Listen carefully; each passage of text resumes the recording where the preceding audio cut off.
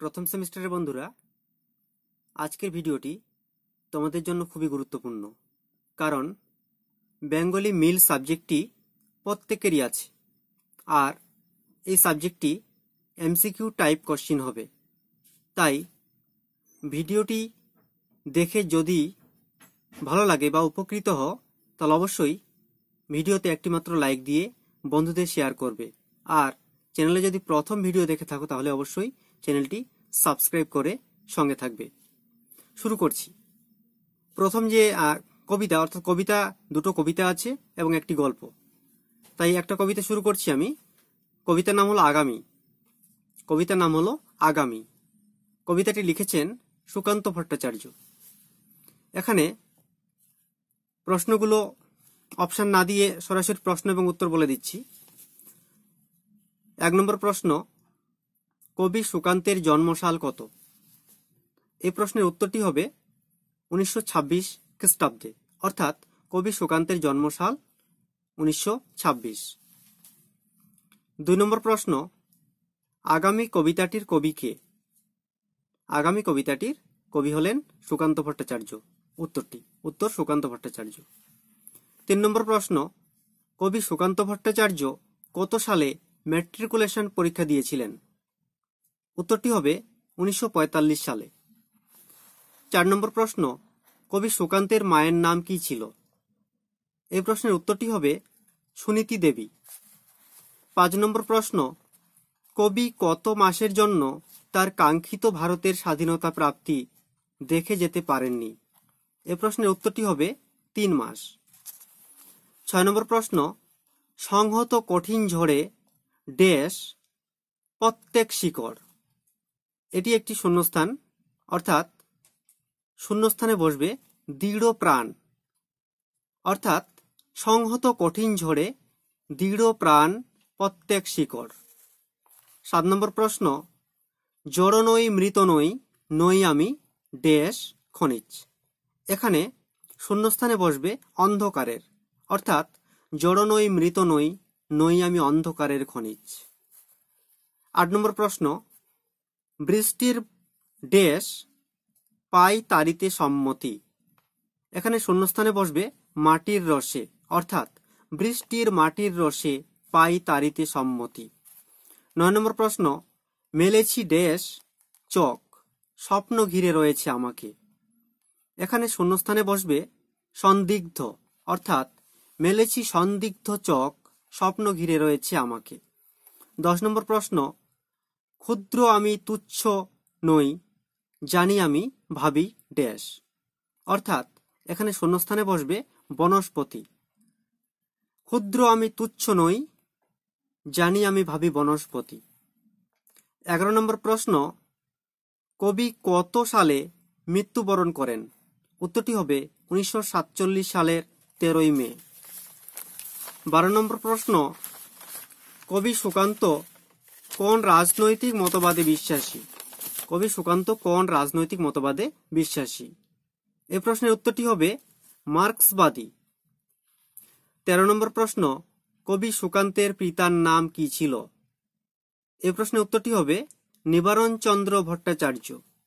14 নম্বর প্রশ্ন, কবির শৈশবকাল কোথায় কেটেছিল? এই প্রশ্নের উত্তরটি হবে মামাবাড়ি, অর্থাৎ বাগবাজারের নিবেদিতা লেনে। 15 নম্বর প্রশ্ন, অঙ্কুরিত বীজ কিসের প্রতীক? এই প্রশ্নের উত্তরটি হবে আগামী দিনের বনস্পতির প্রতীক। এই ছিল মাত্র কয়েকটি প্রশ্ন। বন্ধুরা, তোমাদের সিলেবাসে আর একটি কবিতা আছে। কবিতার নাম হলো কান্ডারি হুঁশিয়ার। কবিতাটি লিখেছেন কাজী নজরুল ইসলাম।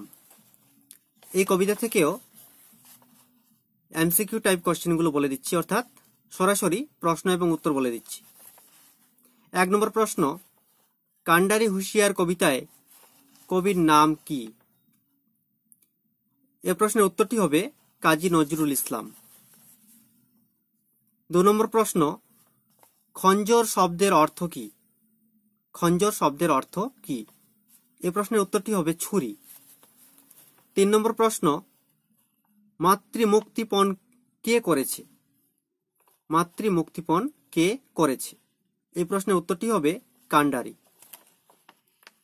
4 নম্বর প্রশ্ন, কান্ডারি হুঁশিয়ার কবিতাটি কবির কোন কাব্যের অন্তর্গত?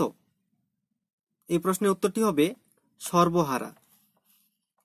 5 নম্বর প্রশ্ন, বাঙালির খুনে কার খঞ্জর লাল হয়েছিল? বাঙালির খুনে কার খঞ্জর লাল হয়েছিল? এই প্রশ্নের উত্তরটি হবে রবার্ট ক্লাইভ। 6 নম্বর প্রশ্ন, কান্ডারি হুঁশিয়ার কবিতায় কবি মহাভার বলতে কি বুঝিয়েছেন? এই প্রশ্নের উত্তরটি হবে দায়িত্বকে বুঝিয়েছেন। মহাভার বলতে দায়িত্বকে বুঝিয়েছেন। 7 নম্বর প্রশ্ন, মাতৃমন্ত্র শব্দের অর্থ কি? এ প্রশ্নের উত্তরটি হবে দেশ মায়ের মুক্তিযজ্ঞে উৎসর্গিত প্রাণ। 8 নম্বর প্রশ্ন, পলাশীর যুদ্ধে ব্রিটিশ বাহিনীর প্রধান কে ছিলেন? এই প্রশ্নের উত্তরটি হবে রবার্ট ক্লাইভ। 9 নম্বর প্রশ্ন, ভারতের দিবাকর বলতে কি বুঝিয়েছেন? ভারতের দিবাকর বলতে কবি কি বুঝিয়েছেন? উত্তরটি হবে স্বাধীনতার সূর্যকে বুঝিয়েছেন। 10 নম্বর প্রশ্ন, কত সালে পলাশীর যুদ্ধ হয়েছিল? এই প্রশ্নের উত্তরটি হবে 1757 সালে।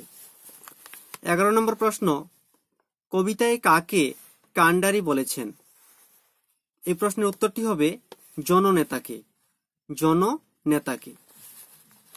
12 নম্বর প্রশ্ন, কবির মতে অসহায় জাতি কারা?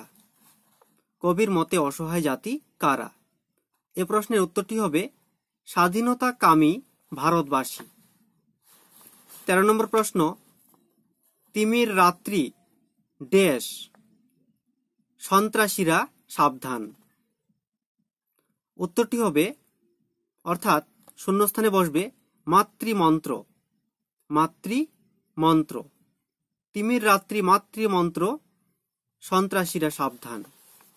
14 নম্বর প্রশ্ন হবে, 14 নম্বর প্রশ্নটি বলছি, ওই গঙ্গায় ডুবিয়াছে হায় ভারতের ড্যাশ, অর্থাৎ শূন্যস্থানে বসবে দিবাকর।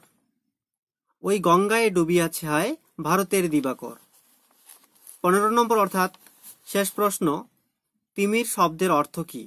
তিমির শব্দের অর্থ কি? উত্তরটি হবে অন্ধকার, অর্থাৎ তিমির শব্দের অর্থ হলো অন্ধকার।